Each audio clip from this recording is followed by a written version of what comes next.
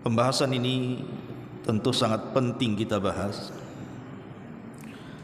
karena tidak ada dosa yang lebih besar yang dilakukan manusia melebihi kesyirikan. Apalagi beberapa kesyirikan itu ada yang sifatnya tidak bisa kita rasakan, tahu-tahu syirik itu sudah ada pada badan kita. Maka malam ini kita akan membahas tentang apa bahaya kesyirikan, kemudian pembagian syirik itu seperti apa, kemudian apa perbedaan syirik besar dengan syirik kecil, kemudian juga tentang contoh-contoh kesyirikan yang menyebar di masyarakat, dan yang terakhir tentunya bicara soal taubat dari kesyirikan. Inilah tema yang kita akan bahas di malam hari ini. Tidak memperpanjang mukaddimah, ada beberapa bahaya yang harus diwaspadai orang yang melakukan kesyirikan. Yang pertama, bahwa asyirku, syirik itu yuhbitu a'mal bil kulliyati, bisa menggugurkan seluruh amal secara keseluruhan. Di dalam surah Az-Zumar ayat 65 Allah mengatakan, la in asyrakta la yahbatanna amaluka wa la takunanna minal khasirin. Jika engkau hai Muhammad melakukan kesyirikan, maka akan hancur lebur amalanmu dan engkau termasuk orang-orang yang rugi. Kalau Nabi SAW saja yang kaya pahala, yang dosanya telah diampuni, yang telah, yang sedang dan yang akan datang, sekiranya dia melakukan kesyirikan, maka tidak ada guna kenabiannya. Itu sekelas Nabi. Macam mana pula di bawah Nabi? Macam mana pula kita? Inilah bahaya terbesar kesyirikan itu, bisa membatalkan semua amal saleh yang pernah kita lakukan. Di dalam surah Al-An'am dipertegas lagi, dalam surah Al-An'am 88-nya, walau asyraku la habita anhum ma kanu ya'malun. Kalaulah mereka melakukan kesyirikan, maka hancurlah apa yang telah mereka kerjakan. Kemudian yang kedua, orang-orang yang mati dalam kondisi kesyirikan. Mata laqiya rabbahu musyrikan falaysa lahu amalun fi an tunala lahu al-maghfiratu abada. Siapapun yang berjumpa dengan Allah Subhanahu wa taala kelak pada hari kiamat dan dia mati di atas kesyirikan, maka jangan pernah menghayal dia mendapatkan ampunan dari Allah Subhanahu wa taala. Tidak akan diampuni selamanya. Makanya Allah Subhanahu wa taala menyebutkan dalam surah An-Nisa ayat 48, innallaha la yaghfiru an yushraka bihi wa yaghfiru ma duna dzalika liman yasha. Siapapun yang berlaku kesyirikan, Allah tidak akan mengampuni dosa, Allah tidak akan mengampuni dosa-dosanya, tapi Allah akan mengampuni selain daripada dosa itu. Seandainya manusia itu seumur hidupnya dia melakukan dosa besar, mungkin dia berzina, mungkin dia minum khamar, mungkin dia membunuh, mungkin dia berlaku zalim, asal tidak menyekutukan Allah Subhanahu wa taala dan dia masih beragama Islam, maka masih ada harapan ampunan dosa-dosanya. Karena dosa selain kesyirikan itu kan semua tahta masyiatillah, di bawah kehendak Allah. Kalau Allah mau, Allah ampuni dosa-dosanya dan direct masuk surga. Tapi kalau Allah tidak mau, maka Allah bisa siksa dia di neraka untuk membersihkan dosa-dosa besarnya, tetapi dia ada kesempatan masuk surga. Maka yang kedua ini, siapapun yang meninggal asal dia tidak melakukan kesyirikan, berarti ada kesempatan masuk surga. boleh jadi masuk surga awalian secara direct, langsung tanpa mampir di neraka, atau boleh jadi tidak secara langsung, mungkin diazab dulu baru dimasukkan ke dalam surga. Artinya ada kesempatan masuk surga. Tapi kalau dia berlaku syirik, jangan harap dia dapat ampunan. Ini yang kedua. Yang ketiga, anna sahibas syirki muharramun alaihil jannah wa huwa mukhalladun finnar. Bahwa pelaku kesyirikan itu dipastikan mereka diharamkan padanya surga, bahkan dia dipastikan dikekalkan di neraka. Di dalam surah Al-Bayyinah, Allah Subhanahu wa taala berfirman dalam ayat ke-6-nya, innal ladzina kafaru min ahlil kitabi wal musyrikina fi nari jahannam khalidina fiha ulaika hum syarrul bariyah. Sesungguhnya orang-orang kafir dari kalangan ahli kitab Yahudi dan Nasrani dan juga orang-orang musyrik, maka mereka masuk ke dalam jahanam, dikekalkan di dalamnya, dan mereka adalah seburuk-buruk manusia. Lihat, Allah katakan mereka seburuk-buruk manusia yang dimasukkan ke dalam jahanam dan dikekalkan di dalamnya. Bahkan dengan tegas lagi dalam Al-Maidah 72-nya, innahu man yusyrik billahi faqad harramallahu alaihi al-jannah wa ma lidh-dhalimina min ansar. Siapapun yang berlaku syirik, maka Allah haramkan padanya surga dan tempat duduknya neraka, dan bagi orang-orang zalim tidak ada penolong kelak pada hari kiamat. Subhanallah, di sini Allah Subhanahu wa taala menegaskan bahwa surga haram kepada sesiapa yang mati di atas kesyirikan. Kemudian yang keempat, wasyirku yubihu damal musyrik wa mana, bahwa pelaku kesyirikan itu bisa terhalalkan darahnya, bahkan halal hartanya untuk diambil. Kalau seandainya seseorang hidup di negara Islam dan berlaku hukum Islam. Jadi kalau hidup di negara Islam kemudian berlaku hukum Islam dan diterapkan betul-betul hudud dalam Islam, maka orang musyrik ini harus ditangkap, kemudian dipaksa untuk bertobat. Kalau tidak, halal darahnya dan juga halal hartanya. Ma'asyiral muslimin wal muslimat rahimakumullah. Kemudian, dan itu sebagaimana hadis Nabi sallallahu alaihi wasallam yang ma'ruf, bahkan dicantumkan dalam kitab Arba'in Nawawi, umirtu an uqatilan nas hatta yashhadu an la ilaha illallah wa anna muhammadar rasulullah. Aku diperintah untuk memerangi manusia agar mereka bersaksi tidak ada sembahan yang berhak disembah kecuali Allah dan bahwa Muhammadlah utusan Allah. Artinya, kalau mereka mau mengucapkan kalimat tauhid, selamat, mereka tidak diperangi. Tapi kalau mereka enggan mengucapkan kalimat tauhid alias jatuh kepada lawan tauhid kesyirikan, berarti mereka halal untuk diperangi. Ini yang keempat. Yang kelima, seorang musyrik juga haram untuk dinikahi wanita-wanitanya. Tidak boleh orang itu menikahi wanita yang musyrik.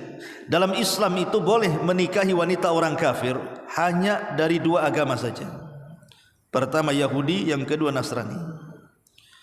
Maka halal boleh menikahi wanita-wanita mereka dengan catatan cara menikahnya sesuai dengan syarat Islam, bukan di tempat mereka, bukan menikah di gereja atau di sinagog, tidak, tetap menikah di masjid dengan cara Islam, walaupun mereka bukan muslim, bukan muslimah. Karena memang Allah Subhanahu wa taala membolehkan mereka. Tetapi selain Yahudi dan Nasrani, maka dilarang dalam Islam tidak boleh menikah dengan wanita-wanita di luar daripada ahli kitab. Karena di luar dari ahli kitab semuanya agama itu di atas kesyirikan. Makanya dilarang tidak boleh menikahi wanita-wanita yang masih di atas kesyirikan. Allah mengatakan dalam surah Al-Baqarah 221, wala tunkihul musyrikati hatta yu'min. Tidak boleh menikahi wanita-wanita syirik sampai mereka beriman. Ini yang kelima. Yang keenam, sembelihan mereka haram dimakan. Kalau sembelihan ahli kitab masih dibolehkan. Jadi kalau ada Yahudi Nasrani menyembelih binatang dengan catatan dia tidak menyebut nama Isa atau Uzair, tetap menyebut nama Allah dan disembelih dengan cara yang benar, digorok lehernya, maka halal sembelihannya walaupun yang menyembelih ahli kitab. Tetapi kalau yang menyembelih binatang itu orang musyrik, maka tidak boleh menyentuh sembelihannya karena haram hukumnya. Jadi kalau umpamanya antum dikirim daging, makanan yang berkuah, daging-dagingan dari tetangga, dan jelas-jelas tetangga ini bukan Yahudi, bukan Nasrani, mereka di luar agama daripada ahli kitab, jangan dimakan sembelihannya, jangan dimakan, buang saja.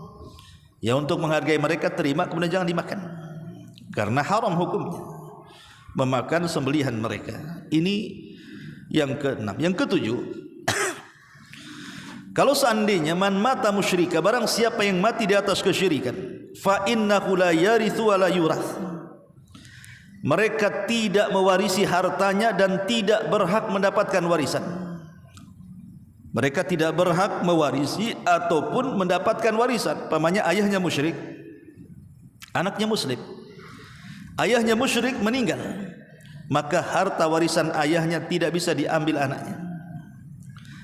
Atau sebaliknya, anaknya musyrik, bapaknya pula muslim, meninggal anaknya, bawa harta, tidak bisa mewarisi kekayaan anaknya, tidak bisa mewarisi dan tidak bisa diwarisi.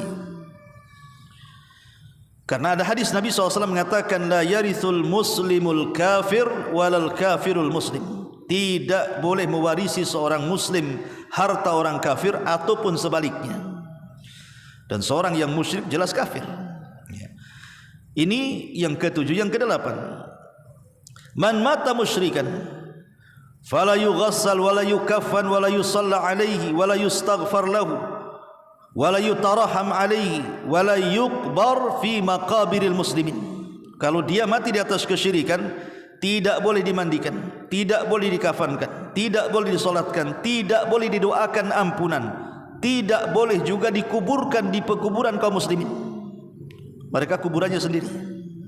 Lihat konsekuensi orang-orang yang melakukan kesyirikan. Karena sekelas Nabi SAW saja pernah memintakan ampun kepada Allah akan dosa-dosa Abu Talib pamannya, yang sudah merawat Rasul dari usia 8 tahun sampai menikah dengan Khadijah, sampai diangkat jadi Nabi, bahkan membela agama Nabi.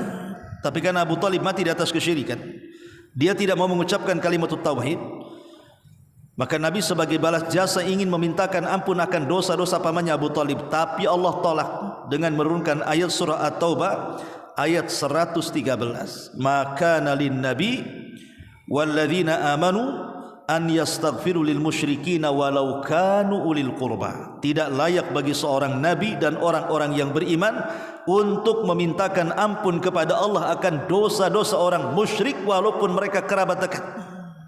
Turun surah At-Taubah ini menghentikan Rasul untuk memintakan ampun kepada pamannya. Karena orang musyrik kemudian meninggal dan dia tidak bertobat, maka tidak berhak dimandikan, dikafankan, disolatkan, bahkan dimintakan ampun, bahkan tidak boleh kita katakan tarahum, dan tidak boleh dikuburkan di pekuburan kaum muslimin. Ini yang ke-8. Yang ke-9, seorang yang musyrik itu yuhramu nikmatai al-amni wal ihtida, diharamkan padanya 2 nikmat besar di dunia. Pertama keamanan, dan yang kedua petunjuk. Di dalam surah Al-An'am ayat 82 Allah mengatakan, alladzina amanu wa lam yalbisu imanahum bidzulmin ulaika lahumul amnu wa hum muhtadun. Orang-orang yang beriman dan tidak mencampur adukan keimanan mereka dengan kezaliman, maka mereka akan mendapatkan keamanan dan petunjuk dari Allah. Mafhum kebalikannya, berarti kalau orang itu tidak beriman dan mencampur adukan keimanan mereka dengan kezaliman, dalam tafsir kezaliman di sini artinya kesyirikan, maka mereka tidak berhak mendapatkan keamanan, bahkan petunjuk dari Allah tertutup untuk mereka. Ini ngeri. Kalau sudah tidak diberikan keamanan di dunia, artinya tidak selamat dia. Ketika tidak diberikan hidayah di akhirat, artinya tidak dapat petunjuk masuk surga. Maka hilang 2 keamanan ini bagi orang-orang yang di atas kesyirikan. Ma'asyiral muslimin wal muslimat rahimani wa rahimakumullah. Kemudian yang nomor 10, bahwa seseorang yang di atas kesyirikan, syirik itu yufsidul uqul. Ingat, kesyirikan itu merusak akal. Makanya lihat kelakuan orang-orang musyrik itu yang menyembah berhala. Akal mereka tidak main. Tahu berhala itu tidak bisa melindungi dirinya, apalagi melindungi orang yang menyembahnya. Jangan cerita bicara, mendengar pun tidak bisa. Tiba-tiba ada orang yang meminta sesuatu kepada berhala, akalnya di mana? Makanya orang musyrik itu hilang akalnya. Lihat ketika Allah Subhanahu wa taala berfirman di dalam Al-Qur'an, dalam surah Al-Mulk ayat 10, wa qalu law kunna nasma'u aw na'qilu ma kunna fi ashabis sa'ir. Mereka penduduk neraka mengatakan, kalau dulu kami di dunia mendengar, kalau dulu di dunia kami menggunakan akal kami, tentu kami tidak akan termasuk penghuni neraka sa'ir. Menunjukkan orang-orang yang tidak berakal itu sulit masuk surga. Lah salah satu orang yang tidak menggunakan akalnya adalah orang-orang musyrik. Mereka tidak menggunakan akal saat menentukan siapa sesembahannya. Jadi orang-orang yang musyrik itu sama dengan merusak akal-akal mereka. Dan tentunya banyak lagi tentang kemungkaran atau bahaya kesyirikan ini. Ini poin yang pertama. Kemudian poin yang kedua, tentang pembagian syirik dan contoh-contohnya. Syirik itu ulama membagi, ada yang membagi dua, ada yang membagi tiga. Walaupun lebih tepatnya kesyirikan itu dibagi dua. Yang membagi dua syirik itu ada syirik besar, ada syirik kecil. Yang membagi tiga ada syirik besar, ada syirik kecil, ada syirik khafi, syirik samar artinya. Tapi ada yang mengatakan samar ini masuk pada syirik besar, tergantung macam mana bentuk syiriknya, atau bisa masuk pada syirik kecil. Jadi dia pertengahan. Yang syirik samar-samar nanti kita jelaskan. Tapi yang jelas bahwa pembagian syirik itu ada dua. Pertama, asyirkul akbar yang tadi sudah jelas bahayanya. Yang kedua, asyirkul asghar, syirik kecil. Lalu apa bedanya syirik besar dengan syirik kecil ini? Ada 5 yang membedakan antara syirik besar dengan syirik kecil. Pertama, bahwa syirik besar ini dosa yang tidak akan pernah diampuni Allah selamanya sampai dia bertobat. Tapi kalau syirik kecil ini masih diperselisihkan. Tapi yang jelas bahwa sekecil-kecilnya kesyirikan, tetap dosanya lebih besar dibandingkan dosa besar. Ingatnya, sekecil-kecil kesyirikan, tetapi dosanya lebih besar dibandingkan zina, dibandingkan membunuh, dibandingkan judi dan yang semacamnya, minum khamar, dusta, ghibah dan yang lainnya. Tetapi perbedaannya, kalau syirik kecil masih ada kesempatan diampuni dosa-dosanya, tapi kalau syirik besar tidak ada kesempatan diampuni dosa-dosanya. Yang kedua, syirik besar ini menghancurkan semua amal yang sudah saya jelaskan di atas. Tetapi kalau syirik kecil ini tidak menghancurkan kecuali amalan yang ditempelinya saja. Jadi kalau syirik besar ini dipastikan habis amalannya. Tapi kalau syirik kecil, lihat, amalan yang ditempelinya ya gugur amalannya, tapi amalan yang tidak ditempelinya tidak gugur. Contoh mamanya, kemarin kita sholat dengan hari ini kita sholat. Kalau kemarin kita sholat ini ikhlas karena Allah, diterima. Kalau hari ini kita sholat riya karena Allah, riya kepada manusia, bukan karena Allah Subhanahu wa ta'ala, maka gugur sholat hari ini. Jadi syirik kecil ini dia menggugurkan amalan yang ditempelinya saja. Ini yang kedua. Yang ketiga, syirik besar ini bisa mengeluarkan pelakunya dari Islam. Tapi syirik kecil tidak mengeluarkan pelakunya dari Islam.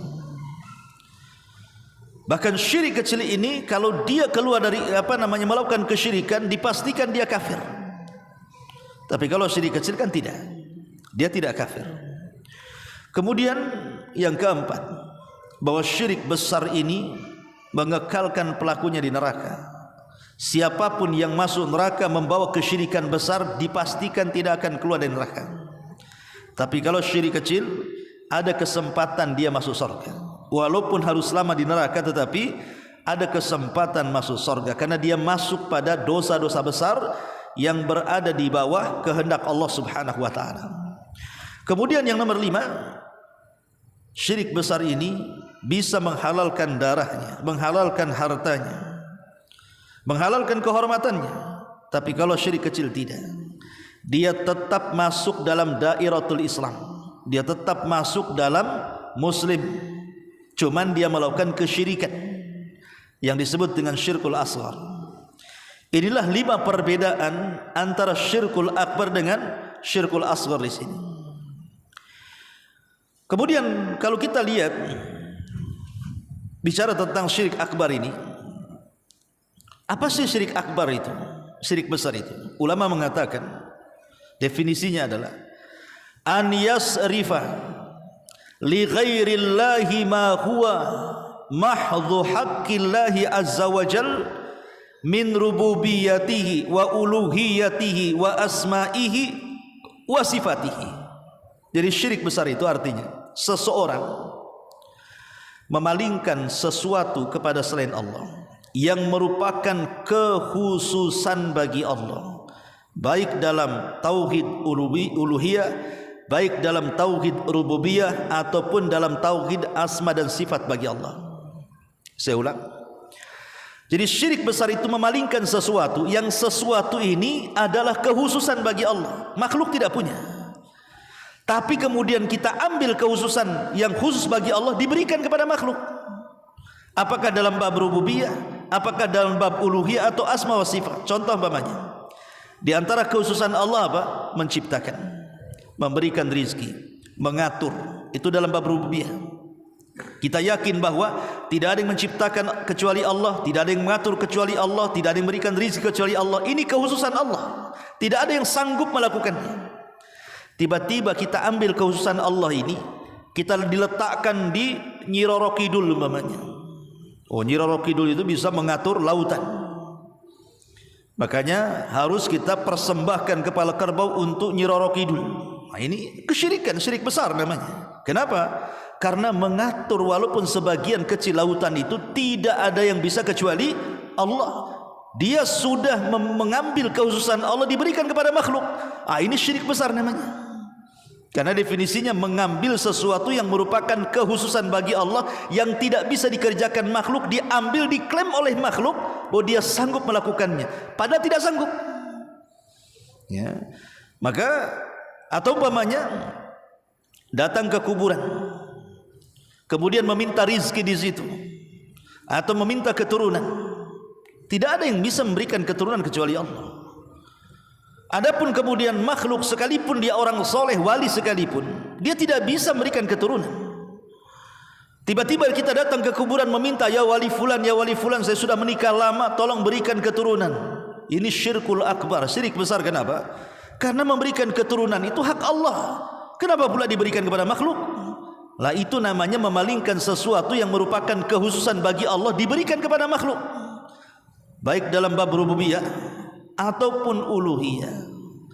Uluhiyah contohnya salat. Salat, puasa, zakat, haji dan ibadah-ibadah yang lain itu tidak boleh dipalingkan kecuali kepada Allah. Kalau kita memalingkan sesuatu ibadah kepada selain Allah, berarti dia telah melakukan kesyirikan dengan syirkul akbar. Kenapa? Karena ibadah itu kekhususan bagi Allah. Kalau kita palingkan kepada selain Allah, berarti kita melakukan syirkul akbar. Ini dalam bab uluhiyah. Atau dalam bab asma wa sifat, nama-nama dan sifat-sifat Allah subhanahu wa ta'ala, memalingkan nama kepada selain Allah yang merupakan kekhususan bagi Allah subhanahu wa ta'ala. Nama-nama Allah yang sudah kita kenal 99 nama. Allah itu zat yang maha hidup. Tiba-tiba ada yang mengaku bahwa ada orang yang tidak akan pernah mati. Dari mana tidak akan pernah mati? Kalau orang mengklaim dirinya tidak akan pernah mati seperti Allah, seperti Tuhan, syirik dia. Karena kehidupan itu yang langgeng hanya Allah subhanahu wa ta'ala. Allah tidak pernah didahului dengan kematian, dan Allah tidak mungkin diakhiri dengan kematian. Allah itu senantiasa dan akan senantiasa zatnya hidup. Ini contohnya, dan banyak contoh-contoh yang lain. Ya. Makanya dahulu Ada seorang penyair kondang namanya Al-Mutanabbi. Ketika dia punya anak, anaknya dikasih nama Allah. Anak itu namanya Allah. Siapa nama anakmu? Allah katanya. Dikafirkan para ulama. Kurang ajar, masa kasih nama anaknya Allah coba. Ma'asyiral muslimin yang dimuliakan Allah Subhanahu wa taala, ini di antara definisi syirkul akbar. Lah syirik akbar sendiri terbagi menjadi dua. Ada yang sifatnya zahir, nampak.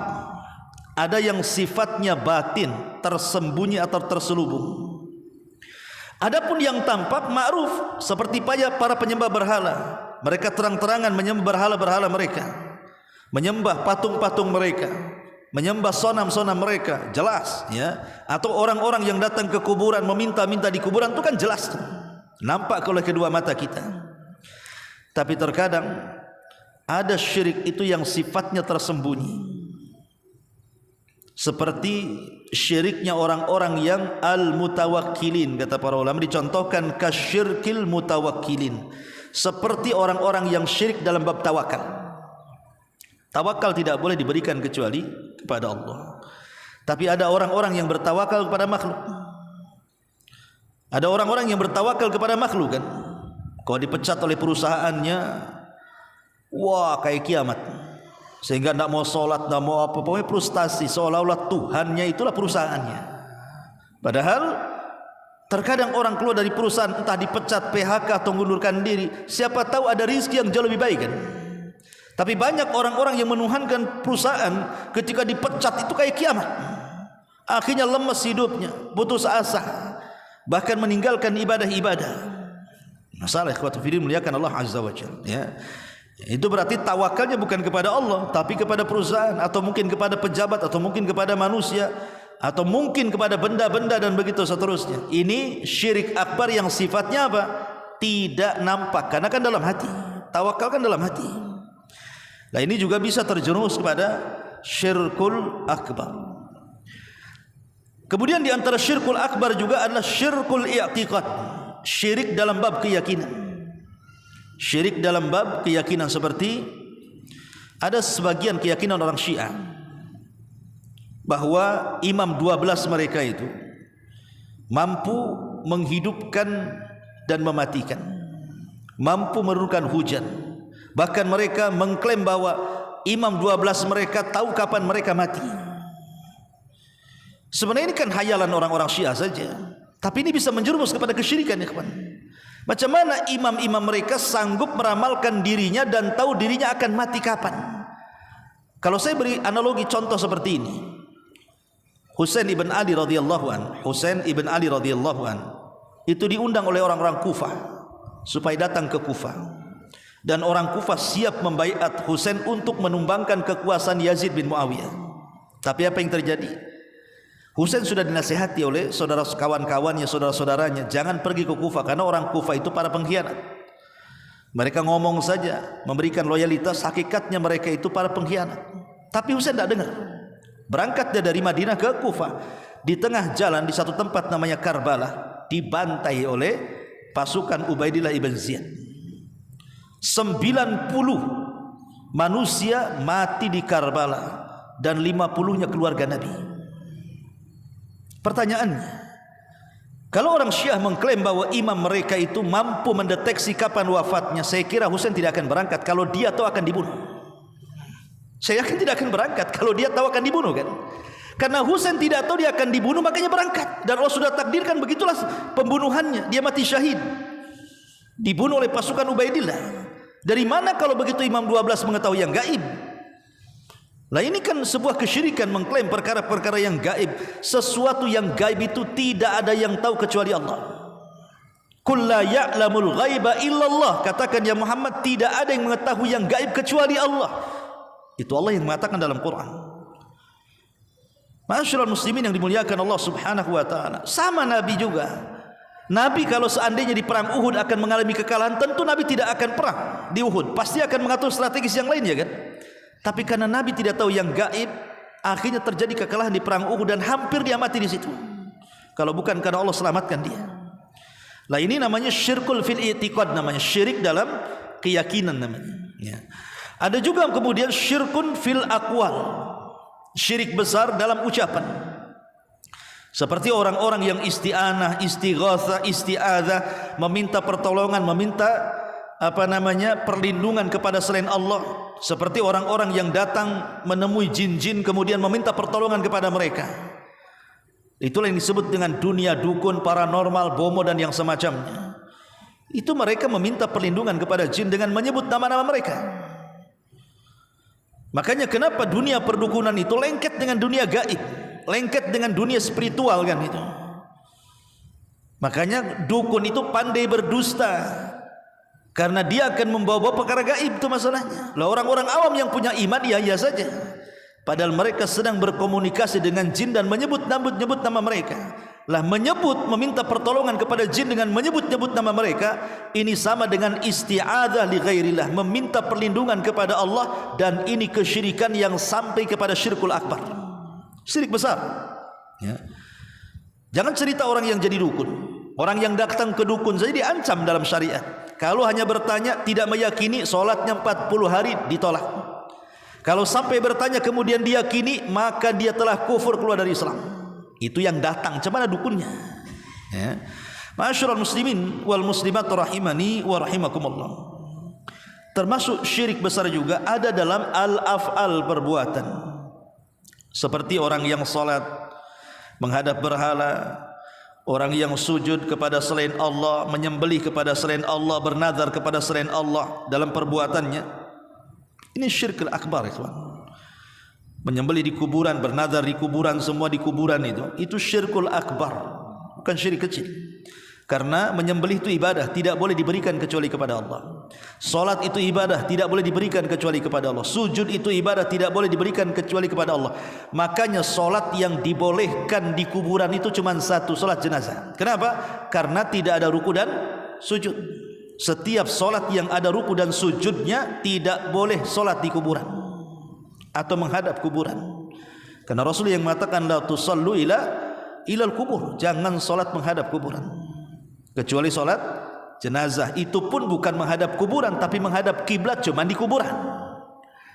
Jadi contohnya seperti ini, umpamanya ada keluarga meninggal, kita masih di Padang, di Jawa, di Sumatera atau di mana, orang tua meninggal, pas datang sudah dikuburkan kemarin, maka kita boleh datang ke kuburan kemudian sholat di samping kuburan, dibolehkan. Tapi jangan menghadap kuburan, menghadap kiblat. Tapi sholat jenazah, karena kenapa dibolehkan sholat jenazah di areal kuburan? Karena dia tidak punya ruku, tidak punya sujud, dan ruku dan sujud tidak boleh diberikan kecuali kepada Allah. Ma'asyiral muslimin wal muslimat rahimani wa rahimakumullah. Dan banyak contohnya, nanti kita akan berikan contoh lanjut. Kita masuk pada pembagian syirkul asghar, syirik kecil. Syirik kecil ini memang definisinya selain daripada syirkil akbar ya syirik kecil. Tapi apa definisinya syirik kecil ini? Memang dijelaskan bahwa setiap kesyirikan yang tidak sampai mencapai had syirkul akbar maka dia syirkul asghar. Tapi kan definisi seperti ini akan sulit dipahami. Setiap yang bukan syirik besar maka syirik kecil. Iyalah kan itu, logika seperti itu. Kalau bukan syirik besar berarti syirik kecil kan. Maka sangat sulit mendefinisikan syirik kecil ini. Tetapi syirik kecil ini ada yang memang ditegaskan oleh Rasul bahwa dosa ini termasuk syirik kecil atas lisan Nabi. Contoh mamanya, Nabi SAW mengatakan, akhwafa ma akhafu alaikum asyirkul asghar. Sesuatu yang paling aku takutkan dan paling aku khawatirkan kepada kalian kalau kalian terjerumus kepada syirik kecil. Rasul menyebutkan syirik kecil, langsung menyebutkan syirik kecil. Kemudian sahabat bertanya, apa itu wahai Rasul yang kau takutkan dari syirik kecil itu? Maka Rasul mengatakan, ar-riya, orang yang berlaku riya, beribadah bukan karena Allah tapi karena manusia. Tapi riya sendiri bisa masuk pada syirkul akbar, bisa masuk pada syirkul asghar. Kalau memang seseorang itu memang kehidupannya hanya untuk riya saja, itu bukan syirik kecil, itu masuk syirik besar. Contoh mamanya, ada seorang mu'alaf, dia masuk ke dalam Islam itu bukan karena ingin mengambil hidayah, tapi karena ingin riya. Dia menikahnya karena menikahi wanita. Dia seorang muslimah, syaratnya harus menikah seorang muslimah, dia harus berpura-pura masuk Islam, maka berpura-pura masuk Islam kemudian hanya ingin supaya dipuji oleh istrinya dan mau menikah dengannya, atau dipuji oleh keluarganya supaya bisa menikahi putrinya, ini bukan syirik kecil namanya, ini syirkul akbar. Masuk Islamnya percuma, karena masuk Islamnya bukan karena memang ingin mengambil hidayah, kan begitu, karena ria mutlak dari awal, bukan karena Allah tapi karena manusia.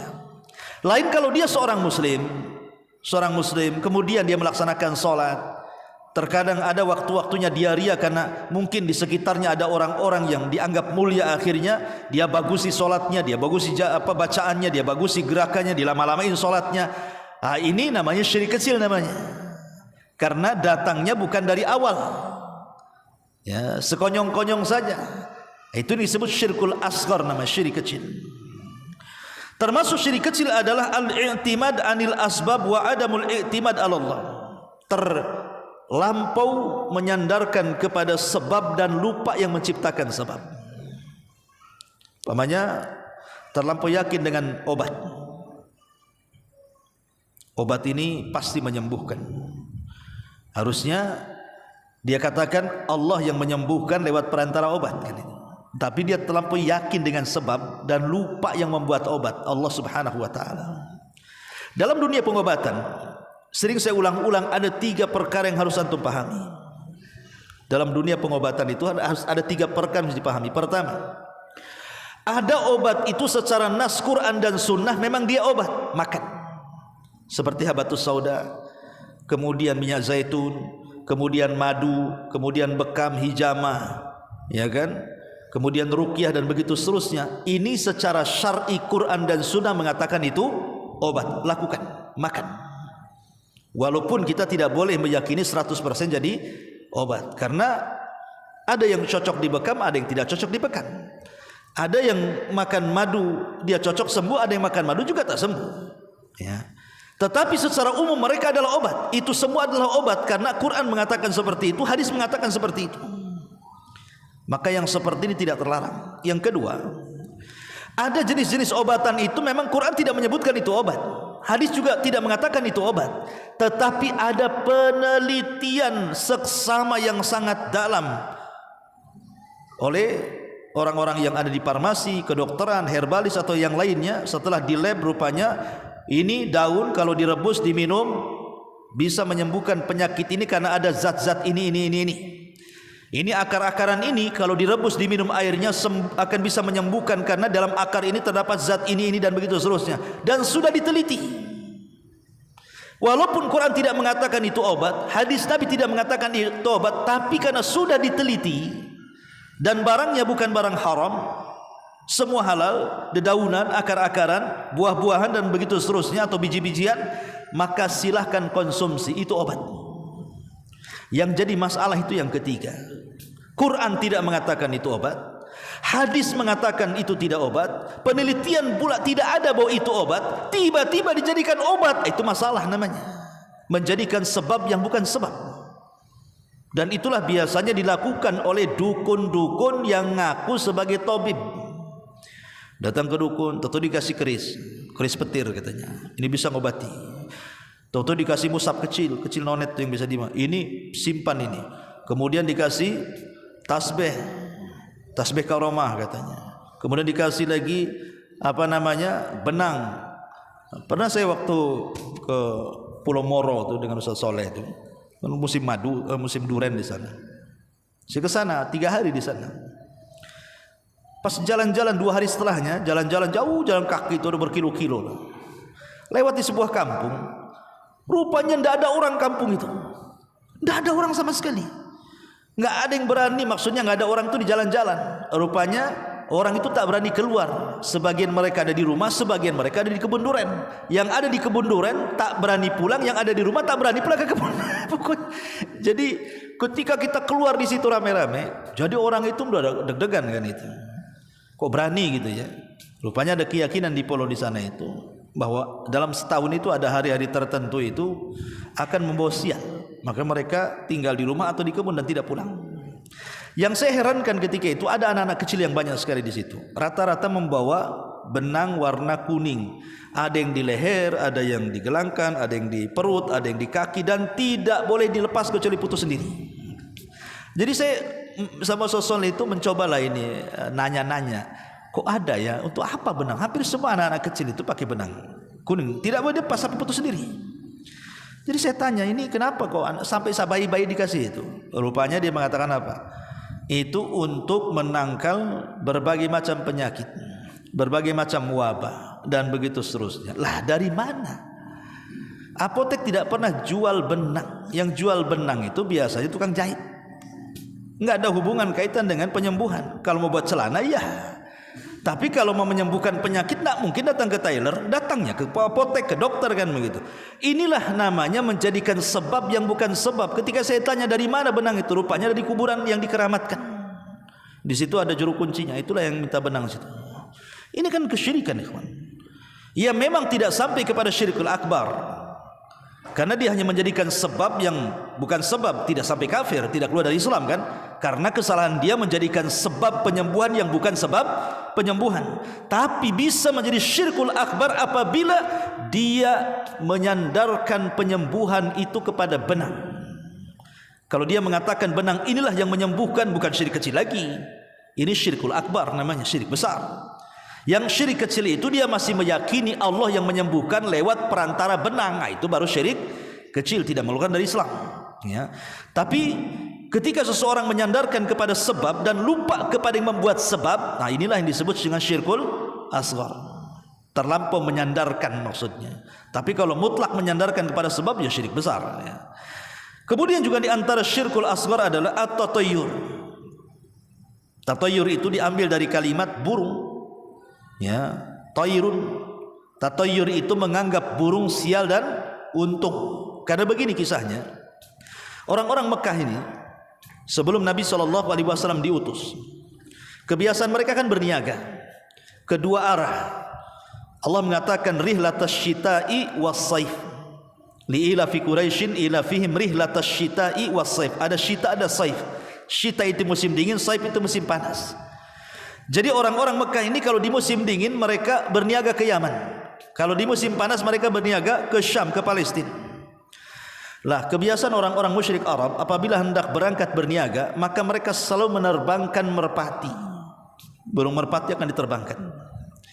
Kalau burung ini mengarah ke Syam, tidak mengarah ke Yaman, atau tidak mengarah ke arah lain, pokoknya jangan mengarah ke Syam saja, berarti mereka akan membawa hoki menurut keyakinan mereka. Mereka akan berangkat. Tapi kalau burung ini menuju Syam, walaupun tujuannya tidak ke Syam, mereka tidak akan berani berjalan. Mereka akan tunda besok lagi, tunda minggu depan lagi, tunda bulan depan lagi, sampai ketika menerbangkan burung asal tidak ke Syam. Makanya Syam disebut Syam itu litasya'um. Kenapa orang-orang Arab menyebutnya Syam? Syam itu dari kalimat tasya'um. Tasya'um itu membawa sial. Jadi kalau burung itu mengarah ke Syam, ini pasti bawa sial nih. Makanya mereka tidak akan berangkat dagang. Lah sejak itulah Islam datang dan mengharamkan tatayyur. Tidak boleh menyandarkan keuntungan dan kebuntungan usaha itu kepada seekor burung, ya, itu tatayyur namanya. Itu di zaman jahiliyah, ikhwan. Tapi di zaman sekarang berkembang tatayyur itu. Bukan hanya sekedar ke burung saja. Kalau dulu zaman saya masih kecil-kecil di desa-desa itu ada namanya burung perukutut. Ini kalau sudah dia bersuara tutut-tutut gitu apa gitu ya, entah agak panjang atau apa gitu, oh ini burung ini bohok, ini dipelihara atau dijual mahal tuh. Ya kalau zaman dulu ya.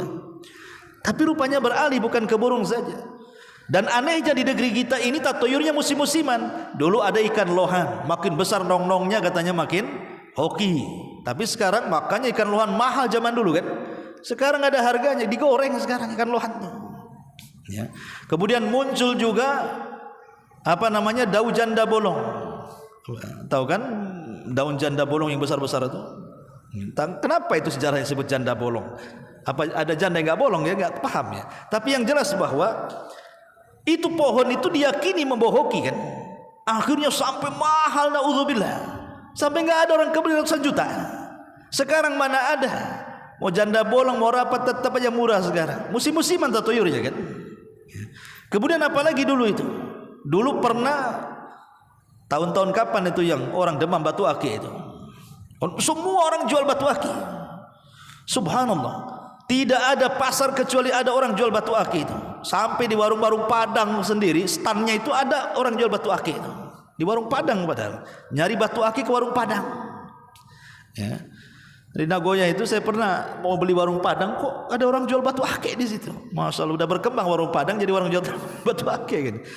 Dan semua gedabus, menurut saya itu semua penjual batu akik itu pendusta. Kenapa? Karena dipromosikan tuh batu-batu tuh. Ini batu ini batu mantap ini Pak katanya. Ini merah delima nih, ini bagus nih. Ini kalau untuk jualan laris. Kamu sendiri nggak laris kok. Padahal kamu yang jual itu batu itu. Memang orang-orang jualan jimat itu semua pendusta. Kalau dibilang ini hoki membawa keberuntungan, kau sendiri nggak beruntung. Kenapa kau jual batu akik? Kenapa nggak jadi pengusaha saja? Nah ini kan hal-hal yang seperti ini. Tapi kan demam batu akik sebentar saja kan. Sekarang hilang pula itu batu akik itu pada kemana? Ya. Kecuali kalau batu akik itu dari emas gitu. Iyalah emasnya bukan batu akiknya yang mahal. Tapi yang jelas bahwa tatoyur ini berkembang. Makanya kemudian definisi tatoyur dalam ulama akidah itu sesuatu yang sifatnya dilihat, sesuatu yang sifatnya didengar, sesuatu yang sifatnya dimimpikan. Kemudian diyakini bahwa apa yang didengar, apa yang dilihat, apa yang dimimpikan, apa yang dirasakan itu membawa untung dan buntung, maka itu disebut tatoyur. Ketika kesemutan tangan kanan, wah ini dapat rezeki. Ketika kesemutan tangan kiri, ini akan datang debt collector. Nah ini dari mana coba? Anak gadis tidak boleh duduk di pintu, nanti jauh jodohnya. Perasaan makin duduk di pintu makin dekat jodohnya, dilihat orang hari-hari kan itu. Kemudian juga ada orang kalau seandainya wanita hamil, kemudian suaminya mau mandi, maka anduknya tidak boleh lilit di leher gitu. Nanti anaknya kelilit ususnya. Naudzubillah. Ini dari mana coba? Ini tatoyur namanya. Tidak ada yang seperti ini. Apa kaitan bapaknya gulung-gulung anduk di leher tiba-tiba mempengaruhi kepada anaknya, nanti kemudian tali pusarnya akan melilit leher anak janinnya? Ini tatoyur semua. Enggak ada yang seperti itu. Ya. Tidak ada yang seperti itu. Dan di negeri ini paling kaya. Di negeri kita ini tato ini paling kaya ya kawan. Paling kaya. Contoh saja umpamanya antum naik mobil atau naik motor, nabrak kucing. Ya. Kucing ini kalau tidak dihormati seperti manusia, ya dikafani, dihormati, dikuburkan dengan layak, itu akan membawa kecelakaan itu. Kemudian diyakini sebenarnya kenapa terjadi kecelakaan setelah dia nabrak kucing? Karena dia termakan berita hoax. Bahwa siapa yang nabrak kucing, kalau kucing itu tidak dikuburkan dengan baik, maka dia akan mengalami kecelakaan. Maka setan datang membayang-bayangi dia. Coba kalau tidak ada keyakinan seperti nabrak kucing sama dengan nabrak ayam, nggak mungkin dia. Apa bedanya nabrak kucing dengan nabrak ayam, nabrak entok, nabrak suang atau yang lainnya? Sama saja semua binatang. Tidak ada bedanya. Yang menjadikan kemudian keyakinan seperti itu, itulah disebut dengan tatayur namanya. Atau zaman dulu ketika ada melihat gagak di tengah malam, ini ada orang mati nih, hati-hati jangan ada yang tidur, nanti kita yang mati katanya. Jadi satu malam suntuk itu gara-gara melihat burung gagak, sampai pagi dia tak mau tidur, karena pasti ada orang mati katanya. Lah ini kan perkara-perkara seperti ini, naudzubillah, melihat burung hantu dan begitu seterusnya, macam-macam lah. Kalau antum lebih paham, bahkan di beberapa daerah kan tatoyurnya beda-beda tuh. Ya, satu daerah dengan daerah yang itu mesti punya tatoyur. Lah Islam datang menghapuskan, karena itu kesyirikan. Tatoyur itu bagian daripada kesyirikan syirkul asghar. Ya. Ataupun namanya gambaran kesyirikan yang lainnya, maksudnya masuk dalam kategori syirkul asghar juga. Dalam bentuk ucapan. Seperti ucapan yang sering di masyarakat kita dengar, kalau saya tadi tidak keluar, tentu saya tidak akan kecelakaan. Atau mamanya ada orang tua mengatakan, "Tidak usah keluarlah nak," katanya. "Sudah di rumah saja." Nekat anaknya. Tahu-tahu betul-betul kecelakaan. Apa kata orang tua? "Tuh kan, kewalat dengan orang tua," katanya. Orang tua jangan keluar. Coba tidak keluar, dia tidak celaka. Ya, coba tidak jalan ke sini, tidak jatuh. Kalau bukan karena anjing tetangga yang gonggong, habislah rumah si kecurian. Kalau bukan karena dokter ini yang mengoperasikan istri saya, suami saya, anak saya, sudah mati anak saya. Ini kalimat syirik, ikhwan. Tidak boleh. Ya. Karena kalimat seperti ini walaupun biasa ya terucap di masyarakat, tetapi di sini menafikan adanya Allah di situ. Harusnya bahasanya ditata. Bahasanya seperti ini, kalau bukan karena Allah, kemudian, dan gak boleh pakai dan. Lihat, Islam itu mengatur bagaimana kita memuliakan tauhid. Kalau bukan karena Allah, kemudian dirimu wahai dokter, maka tentu anak saya akan parah penyakitnya. Alhamdulillah jadi sembuh. Ya. Itu pun harus menggunakan bahasa kemudian. Dalam bahasa Arab itu menggunakan kalimat summa, bukan waw. Kalau dia mengatakan laulallah wa anta, kalau bukan karena Allah dan kamu, ini syirik masuknya. Walaupun Allah disebut, tetapi dengan disejajarkan Allah dengan makhluk, maka ini syirik, walaupun tidak syirik besar, ini syirik kecil. Jadi bahasanya ditata, kalau bukan karena Allah, kemudian ya. Makanya ataupun menghindarkan kalimat lau, seandainya. Ini kalimat seandainya ini bisa menjerumuskan kepada syirkul asghar. Makanya ada hadis Nabi SAW, fa inna lau taftahu amalu syaitan, karena lau itu kalimat yang membuka pintu-pintu amalan setan. Karena kalimat lau seandainya itu, sadar ataupun tidak, orang itu telah menolak takdir. Seandainya aku tidak ke sana, tentu tidak begini. Nah, kan itu. Padahal sudah takdir. Coba seandainya aku tidak, tadi saudara saya tidak keluar dengan motor itu, tentu tidak ketabrak, tidak mati. Walaupun tidak keluar, kalau sudah ditakdirkan mati hari itu, macam mana caranya pasti dia mati. Bukan masalah sebab. Sebab itu macam-macam, tetapi kematian itu satu, itu takdir. Sebab boleh macam-macam. Ada orang yang jatuh, ya mati.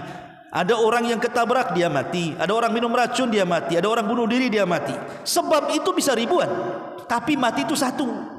Itulah takdir. Kalau hari ini harus mati, maka pasti mati. Ada orang tidur nggak ngapa-ngapain, besoknya nggak bangun lagi. Banyak yang seperti itu. Padahal sehat, ahli olahraga, ya, menjaga betul makanannya. Kalau sudah ditakdirkan mati, tidak ada ceritanya. Nah, makanya jangan selalu menggunakan kalimat seandainya. Tapi kalau seandainya itu terjadi musibah, katakan qaddarallahu wa ma syaa fa'al. Ini semua sudah takdir dari Allah dan Allah bisa berbuat sekehendaknya. Begitu ngomongnya. Jadi kalau seandainya kita jalan kesandung, lecet, ketabrak, patah dan begitu seterusnya, ini sudah takdir Allah. Tidak bisa kita nyalahkan seandainya tadi. Ya, ini karena ini membuka pintu daripada pintu syaitan. Dan banyak gambaran-gambaran tentang syirkul asghar. Taib. Ada perbedaan antara syirik yang dilakukan orang dulu dengan syirik yang dilakukan orang sekarang. Yang pertama, syirik orang dulu itu rata-rata mereka menyembah Allah di saat mereka susah, tapi di waktu senang mereka datang ke berhala dan meminta-minta. Itu orang-orang jahiliyah di zaman itu. Mereka melakukan kesyirikan itu di waktu senang saja. Di waktu susah tidak pernah melakukan kesyirikan orang musyrik itu. Contoh, Abu Jahal itu punya anak namanya Ikrimah bin Abi Jahal. Ikrimah bin Abi Jahal itu salah satu nama yang ditarget Nabi tidak akan dapat pengampunan kecuali dibunuh. Ketika terjadi Fathu Mekah, kan ada nama-nama orang yang data oleh Rasul. Orang-orang ini tidak bisa dapat pengampunan, tangkap bunuh. Tapi secara umum semua penduduk Mekah itu diampuni oleh Rasul. Ketika terjadi Fathu Mekah, Rasul memandang orang-orang yang pernah menyakiti dia dan keluarganya, menyakiti sahabatnya, dipandang satu-satu. Tapi Rasul mengatakan apa? Idhabu fa antumut tulaqo, pergi kalian sudah dimaafkan. Tetapi ada orang-orang yang tidak dimaafkan oleh Nabi.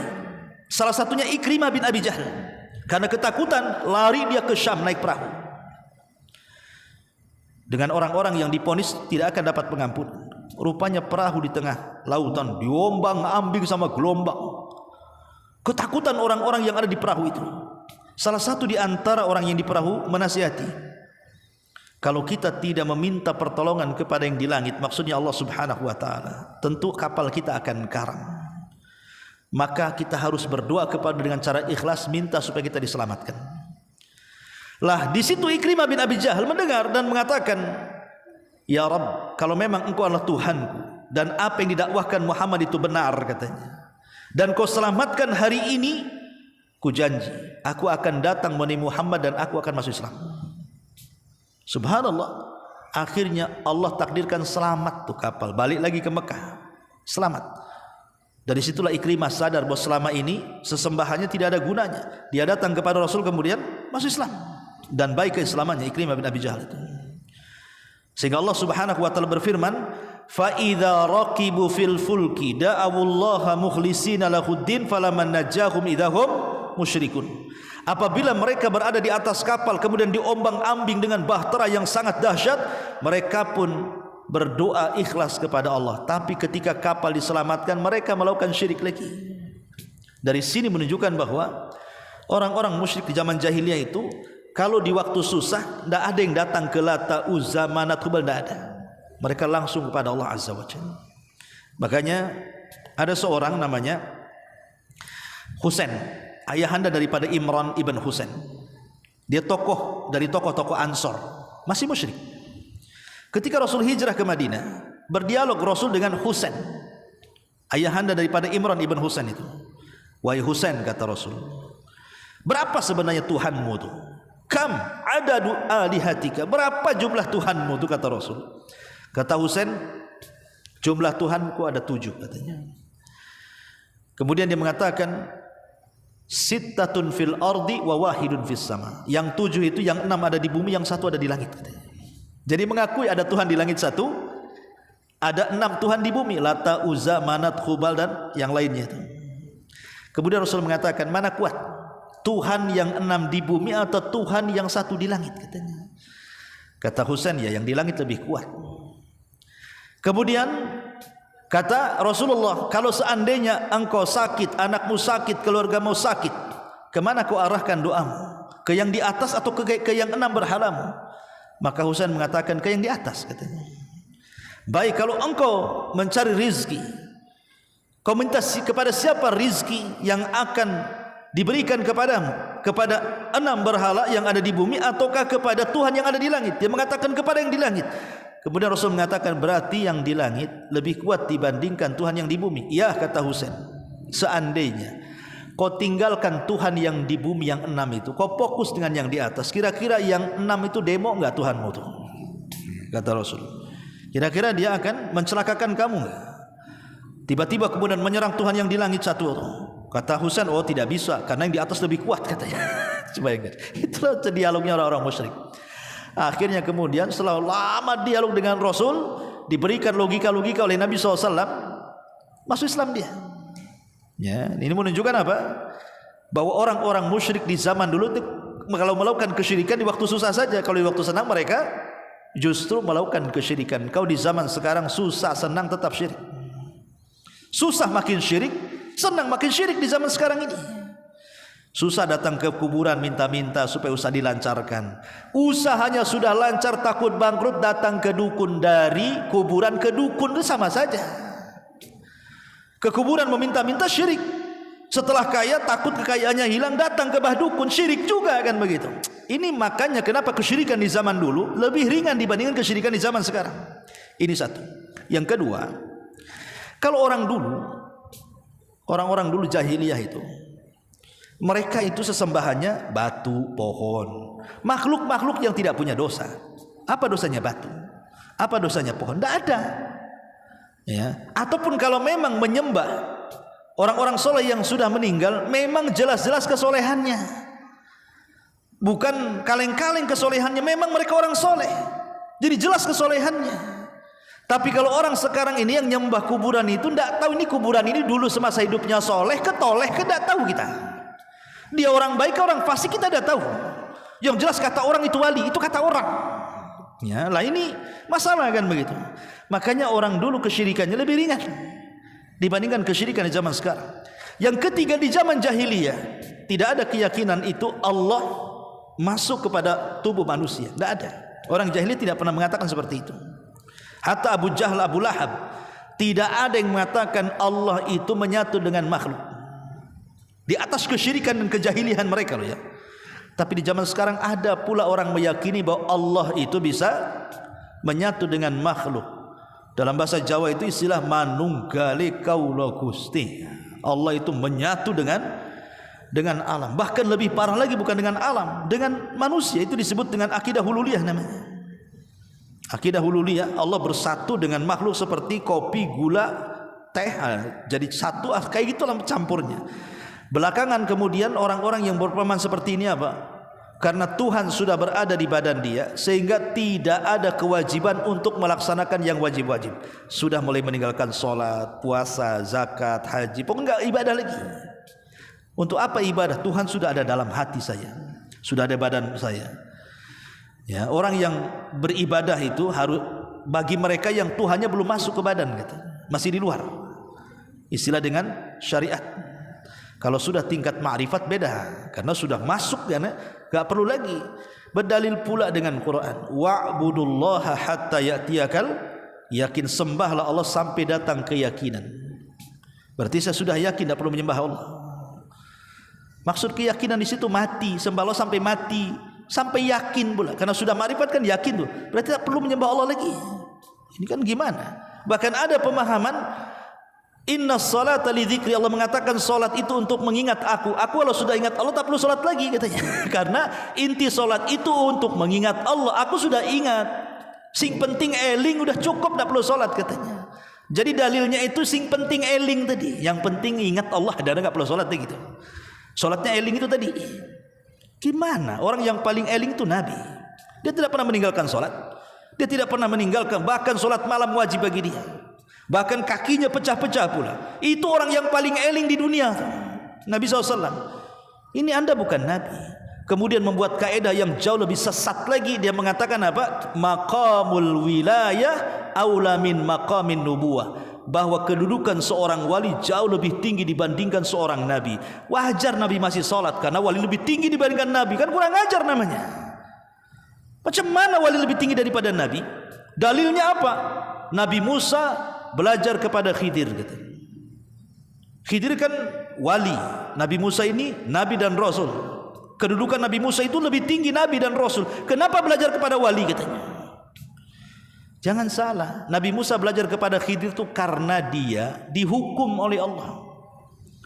Gara-gara ada orang bertanya, wahai Musa, ada enggak orang lebih alim dibandingkan kamu? Kata Nabi Musa, enggak ada. Lupa Musa mengucapkan insya Allah. Makanya Allah hukum Nabi Musa. Ada tuh Khidir, kau belajar sama dia. Tapi ingat, walaupun Musa belajar kepada Khidir, bukan berarti Khidir lebih mulia dibandingkan Musa. Tidak, Musa lebih mulia dibandingkan Khidir. Musa itu ulul azmi. Dia nabi, dia rasul, dia diturunkan Taurat. Khidir apa? Dia bukan nabi. Diperselisihkan kenabiannya, ada yang mengatakan nabi, ada yang mengatakan wali. Masih diperselisihkan oleh para ulama. Apalagi setingkat rasul, apalagi ulul azmi.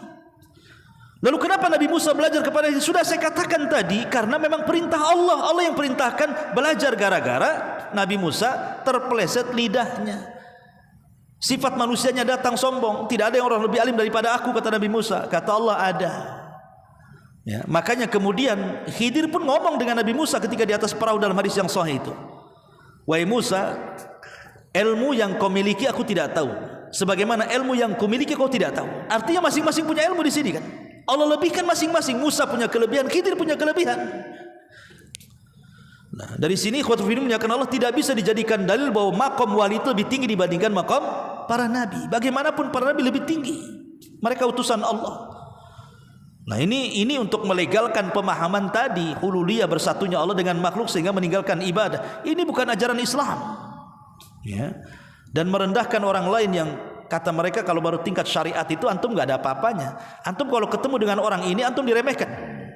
Diremehkan walaupun antum sholat 5 waktu, tepat waktu sholat sunnahnya, ngajinya rajin, nggak ada apa-apa di mata mereka karena antum masih tingkatan TK. Mereka sudah menganggap S1, S2, doktor, profesor. Padahal terbalik, antum yang sudah profesor, mereka yang masih TK sebenarnya. Makanya orang berjumpa dengan orang seperti ini kita diremehkan jadinya. Antum masih tingkatan syariat, belum sampai kepada hakikat. Ya. Ma'asyiral muslimin yang dimuliakan Allah Subhanahu wa taala, inilah diantara contoh kesyirikan tempo dulu dan kesyirikan di zaman sekarang. Adapun yang terakhir, karena waktu juga, tentu karena syirik ini dosa yang paling besar, maka tidak bisa dia dihapus dan digugur dosa itu dengan sholat, dengan puasa, dengan wudu. Walaupun Rasul mengatakan sholat 5 waktu ke sholat 5 waktu yang bisa menggugurkan dosa, umrah satu ke umrah berikutnya bisa menggugurkan dosa, wudu tetesannya bisa membawa dosa dan menghancurkannya. Ini dosa-dosa kecil.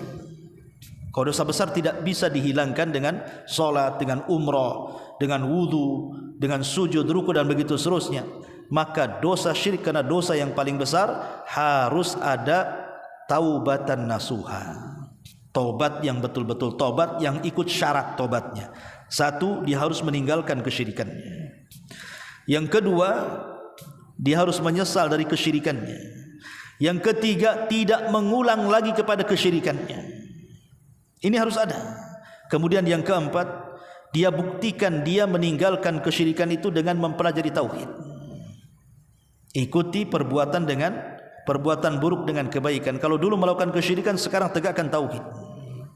Baru taubatnya diterima oleh Allah Subhanahu wa taala. Wallahu alam, ini diantara bahaya kesyirikan. Subhanaka wa bihamdika asyhadu an la ilaha illa anta astaghfiruka wa atubu ilaik. Allahu taala alam. Assalamualaikum warahmatullahi wabarakatuh.